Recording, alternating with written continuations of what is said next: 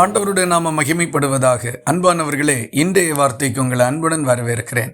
இன்றைய தியானத்துக்காக நீதிமொழிகள் 24வது அதிகாரம் 17வது வசனத்தை வாசிக்க கேட்போம். உன் சத்துரு விழும்போது சந்தோஷப்படாதே, அவன் இடரும் போது உன் இருதயம் களி கூறாதிருப்பதாக.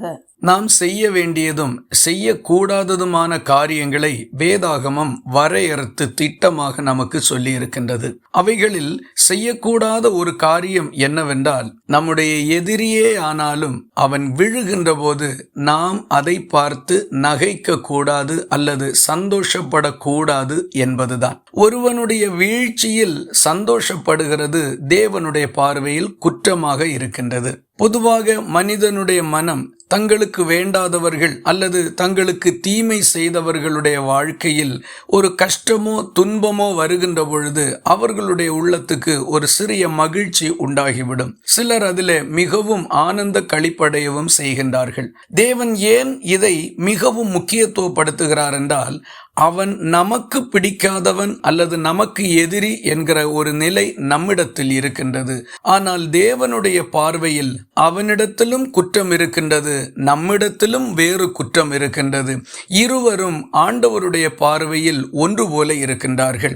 விசேஷமாக சொல்ல வேண்டுமானால், இரண்டு பேருமே தேவனுடைய சாயலில் உண்டாக்கப்பட்டவர்கள்தான். ஆகவே ஒருவன் தவறு செய்தோ அல்லது நமக்கு தீமை செய்தோ ஒரு பிரச்சனையில் அகப்பட்டு கொள்ளும் பொழுது நம்முடைய மனம் மகிழக்கூடாது. இதே போன்ற நிலை நமக்கும் வரலாம்.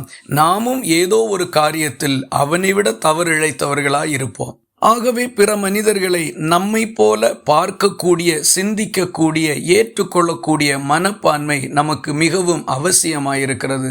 தொடர்ந்துள்ள வசனத்திலே கர்த்தர் சொல்லுகிறார், கர்த்தர் அதை காண்பார், அது அவர் பார்வைக்கு பொல்லாப்பாய் இருக்கும் என்று. ஆகவே பிற மனிதர்களுடைய வீழ்ச்சியிலோ அவர்களுக்கு வருகின்ற துன்பங்களிலோ சந்தோஷப்பட வேண்டாம். மாறாக அதற்காக பரிதபிக்கிற ஒரு மனதுள்ளவர்களாயிருந்தால் அதுதான் தேவன் நம்மை ஆசீர்வதித்து பிரியமாய் ஏற்றுக்கொண்டு உயர்த்துகின்ற மேன்மையான இடமாக இருக்கும். அப்படிப்பட்ட மனநிலைக்கு வருவோம், வாழ்ந்திருப்போம். இந்த வார்த்தைகள் இந்த நாள் முழுவதும் உங்களுக்கு ஒரு ஆசீர்வாதமாய் இருப்பதாக. ஜெபிக்கலாமா?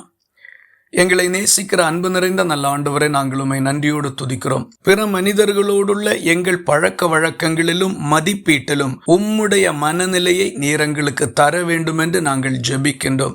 எதிராயிருந்தவர்களையும் தனக்கு தீமை செய்தவர்களையும் ஏற்றுக்கொண்டு மன்னித்த இயேசுவை போன்ற நல்ல மனநிலை எங்களுக்கு நீர் தர வேண்டும் என்று ஒப்பு கொடுக்கின்றோம். ஜெபத்தை கேட்டதற்காக ஸ்தோத்திரம். இயேசு கிறிஸ்து மூலம் வேண்டிக் கொள்கிறோம் எங்கள் அன்புள்ள நல்ல பிதாவே, ஆமேன். கர்த்தர் தாமே உங்களை ஆசீர்வதிப்பாராக.